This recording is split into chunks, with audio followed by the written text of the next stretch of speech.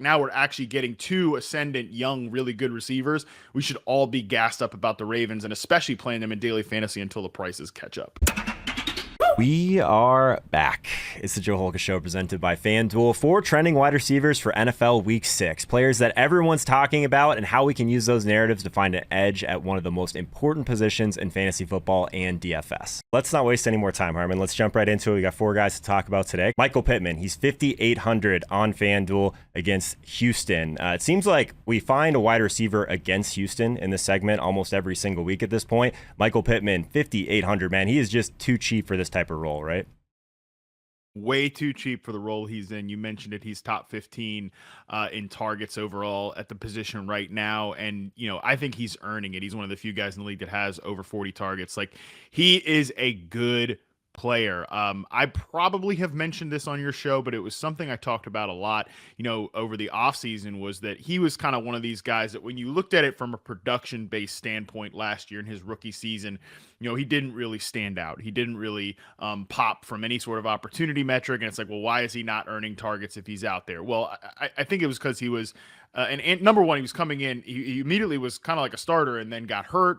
Had to kind of slowly work his way back, and he was just kind of an antithetical fit with the quarterback that Phillip Rivers is. But man, you see it. Like, I was happy to finally see him and Carson Wentz connect on a big play, because there have been several where he's been like just this close with Carson Wentz to hitting Pittman in the end zone or on a deep pass, and Pittman on Monday night against the Ravens just goes up for a deep ball that Wentz like underthrew because he was under pressure, had to get rid of it when he didn't want to. But like that's Michael Pittman's game. He's not this guy that in his rookie year, they get him these design touches like against zone coverage and on crossing routes. Like, no, this is a big X receiver, a vertical guy who can win in the contested catch game. I mean, he literally mossed that guy on the Ravens last week. So I think great spot, great matchup. This is a game that I think overall I don't have a great feel for. It's kind of tough with a team like Houston because the last 3 weeks with Davis Mills, we've seen pretty good Davis Mills, absolutely horrible Davis Mills against the best defense in the league in Buffalo, and then I think the best version of him so far was against the Patriots last week. So it kind of depends on what the Texans are going to give us back in terms of what the Colts will do, because we know that they are content to kind of just sit on the ball and run with Jonathan Taylor and everything, but they've been pretty middle of the road in terms of I think offensive aggressiveness overall. So it's a tough game to get a feel for, but Michael Pittman definitely stands out as a guy that, like you said, is way too cheap for the volume that he's going to get and the role that he's in right now.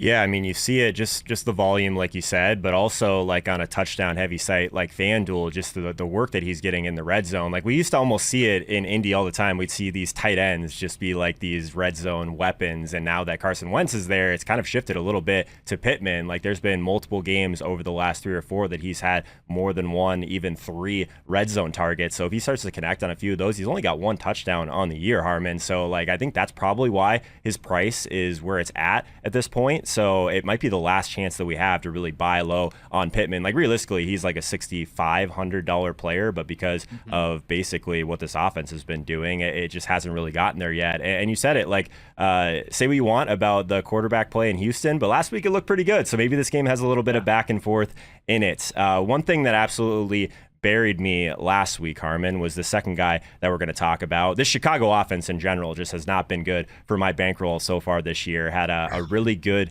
start to the week last week on one of my main kind of higher stakes teams, and then I ran out a nice little Justin Fields stack with Darnell Mooney with your boy A-Rob. But Darnell's who we're going to talk about today. He's 5,600 on FanDuel. Still like another guy, the role, like you don't see him get in the box yet, and that's why his price is at 5,600. But like the type of targets he's seeing, like this is exactly what we want from a fantasy perspective, right? Totally. And it is very tough with this Bears offense because I think if we know one thing, we know that they want to be conservative. Like they're running the fewest plays in the league. There's just not a lot of opportunity there. There's not a lot of opportunity there. There's just not, well, they're not the fewest plays in the league, but they're down there. They're down there. It's pretty close. They play slow. They want to establish the run. They see 2 guys carry the ball over 15 times last week. And I think that was pretty game script induced. I don't think they're going to be able to pull that off against the Packers, which is kind of why we want to talk about Darnell Mooney and Allen Robinson too, to a degree. But Mooney's just cheaper, and right now he actually leads the team in air yards share. He's higher than Allen Robinson in terms of percentage of team air yards. It's pretty close targets too. 31 for Allen Robinson, 29 for Darnell Mooney, and I just think this is interesting. I don't know what to make of this, but the fact that Andy Dalton, according to Next Gen Stats, actually leads the NFL in expected completion percentage at 73. Justin Fields has the lowest expected completion percentage at 59. So That's like interesting. could not be two more, and again, I don't know what to make of that, but I think there's a way that you could spin it. And maybe I'm just trying to spin it like that there's some upside in this Bears offense at some point, especially for season long players who drafted Allen Robinson. But, if they start to make Justin Fields' job a little easier, I think that would be good for these guys because Mooney too. We know he's a vertical threat, and I think that's why he's tempting here because we just saw Jamar Chase tear up this Packers secondary without Jair Alexander, who's on IR, and now it's like, man, Mooney has that speed. We know that, but one thing I noticed about Mooney in reception perception, he's extremely good on underneath routes like flats, crossers, screens, slants, everything like that because he has so much quickness. So I think Mooney could not just hit from a vertical perspective, and we know Robinson at some point is going to hit a couple of big plays here. It's just going to be really tough to guess them. So I think the fact that Mooney's so cheap, he might end up being a pretty popular play, but I do think he is worth it because it's not that he is just a small vertical threat, and Justin Fields has definitely been making use of him as a vertical weapon,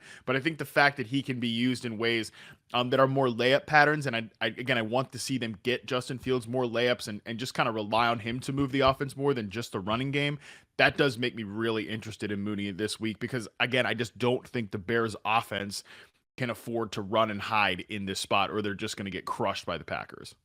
Yeah, I like that call a lot. Just this passing game in general, it sets up really well. Like you said, like Justin Fields has been really good in kind of like the intermediate areas of the field so far. And like just for this specific week, like that's kind of where you've been able to attack the Packers so far. They've given up a ton of completions in the kind of middle, like 10 to 20 yards deep from the line of scrimmage this year. So it's a really good spot to kind of get Darnell Mooney into space. And I think that, like you said, if they can be just a little bit less conservative, it would be great for my bankroll. But I don't know if he's going to get super steamed, man. Like people have been burned, like I guess back-to-back times. It was easier to buy low at Allen Robinson and Darnell Mooney last week than I think it's going to be this week, right? So I don't know. I'm in on this for sure. You want to touch on your boy A-Rob quickly? I know he's a little bit more expensive, but on FanDuel, he's still in a pretty good spot as well.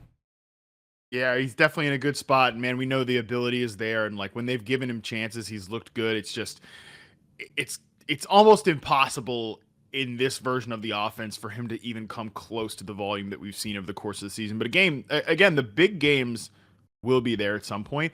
This does set up really nicely for the Bears offense. It's Justin Fields. It's his fourth start. Obviously, you got the Browns, the Lions, the Raiders, the first three ones. And, this should be a time when Fields is comfortable and the team is finally kind of comfortable with Justin Fields. We don't have we got Bill Lazor calling the plays, not old Matt Nagy there. The one concerning thing for Robinson is that the last few games have started to use, and actually I think this could be good for his upside. The first few weeks, and this is something Nagy's done well at different times, but not right now. It hasn't really worked this season. They used Robinson more as an interior receiver the first few weeks. They've started to move him back out to the perimeter, which I think will bring the big plays at some point. And that's really what you're going to have to get for Allen Robinson. He's a guy who was only averaging, like his 8 out was kind of steadily falling the last few years because they were working with this quick hitting offense with Mitch Trubisky. That's not Justin Fields' game. It's going to be more chunk plays. So it's tough to endorse him as a play, but obviously, like, again, the talent's there, the big plays are there. I think Justin Fields can continue to develop and be a good quarterback, and this is the right script for it. So if you want to be really against the grain, really out there in left field, I mean, why not toss Allen Robinson, a proven stud, out there in this spot?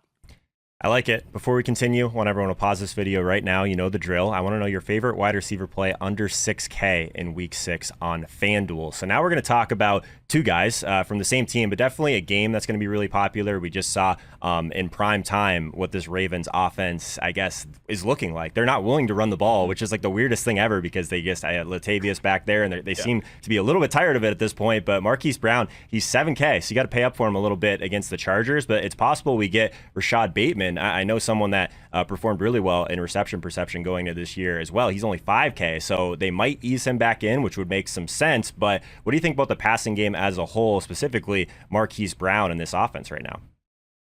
I love seeing what the Ravens are doing right now, man. I mean, it is so much fun. The fact that they're kind of trending towards the middle of the league in terms of neutral pass rating. You mentioned it, like It's interesting because we always get stuck in like assuming what has been will always be in fantasy football, and we don't imagine like the best case scenarios, and we're kind of getting the best possible case scenario for the Ravens passing game right now. Rashad Bateman, when he was drafted, he was like an all-out dynasty fade because of the landing spot he was in. Well, the landing spot looks very different now than it did, when he was drafted, right? And I think it's worth having the conversation that this wouldn't have happened if J.K. Dobbins and Sure. Gus Edwards, those guys don't get hurt. They might. But like, And props to them for adapting. Some of these teams would just keep ramming it with Latavius Murray into the line, right? I love that. Right. Or like, they clearly don't even want to. I don't even think they care about their running game at this point because Lamar has been playing so well. And like, if they cared about their running game, they wanted to still be the same explosive run game. Like Tyson Williams, for all the mistakes he was making or whatever, like he does have juice. He was explosive. Like he was up there in terms of the top 5 in next gen stats, yards per carry over expectation, which is a stat that J.K. Dobbins and Gus Edwards had dominated in previously. Like the Ravens just breed successful players in that position if they have any juice left in their legs at all, which I don't think Murray really does. And obviously like Lev Bell and old, the other guy, Devonta Freeman. Yeah, right. Like they don't have that there. Sure. So I love the way they're just operating that with the passing game right now. And it's because I think these players are good. Like Marquise Brown, man, people think they're cute with like their little, Pasadena Brown nicknames or whatever when he's not Hollywood. And like, he's not, by the way, it's not even Hollywood, California, right? It's a Hollywood, Florida. So I don't know if you want to call him Gainesville Brown or something like that. That's where he gets the nickname from.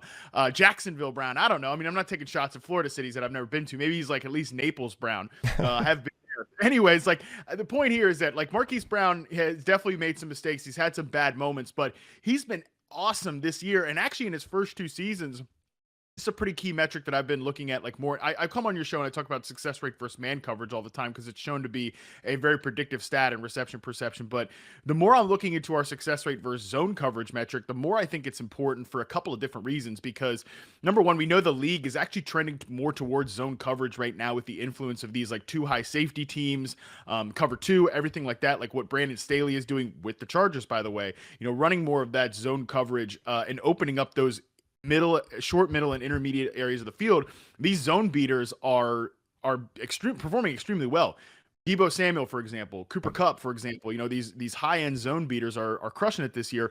Marquise Brown in his rookie year was actually 4th best among players charted in 2019 in success rate versus zone coverage, and was 12th best last year in a year where he was actually having a down year in general. And he's never been good against press coverage, which is why I think he mostly flopped last year in the early part of the season. But when they started to move him around, get him layups, everything like that, that's when things really changed for Marquise Brown at the end of last year.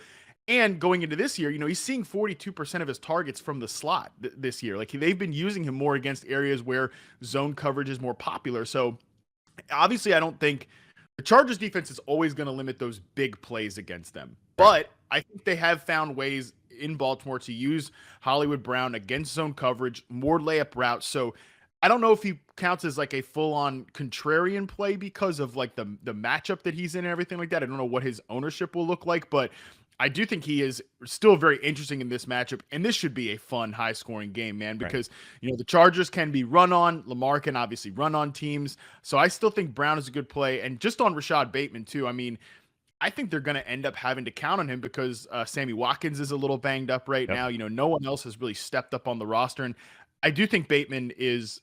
I'm not going to say he's about to have Odell Beckham's rookie season because that would be crazy.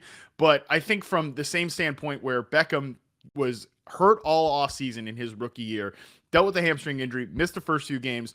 But then the second he got out there and hit the field for the Giants as rookie, he was good right away. Not explosive like the catch game against the Cowboys, but he had a touchdown his first game. I think it was playing the Atlanta Falcons back then. And I think Bateman is very similar to Beckham in that these guys are just pro-level route runners from the jump. Beckham was that in college. Bateman was that in college. So I think that even though he's missed all this time, I think Bateman still could be an immediate impact player. I don't know if I have the fortitude to play him in daily fantasy in his first start. But if you are stacking up this game, he does make an interesting cheap option. That's for sure.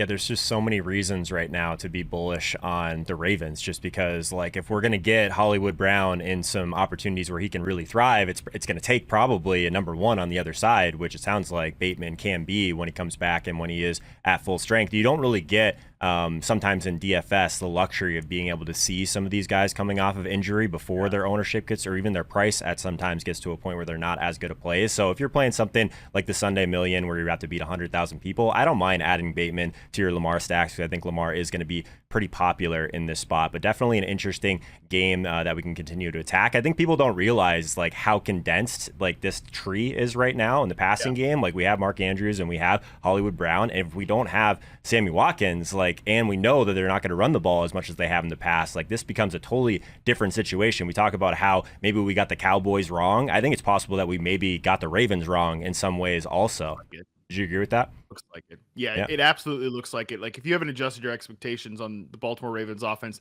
not just this year, but I think the next couple of years, because Lamar is just playing in the way that they can continue to count on him. They can continue to bet on him. And I think Hollywood Brown is obviously fully broken out as a strong starting NFL, number 2 receiver or something like that.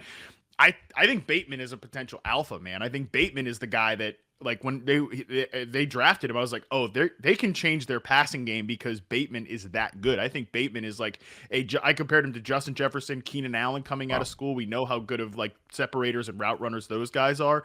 You know, I talked about Hollywood Brown as like obviously a deep threat, a guy who beats zone coverage. Bateman was good against man, press, zone, everything in college. In his dominant 2019 season, like I really am so bullish on this guy that the Ravens have every incentive to continue to put more on Lamar's plate, not just because he's a great player and he's taken some steps in his evolution.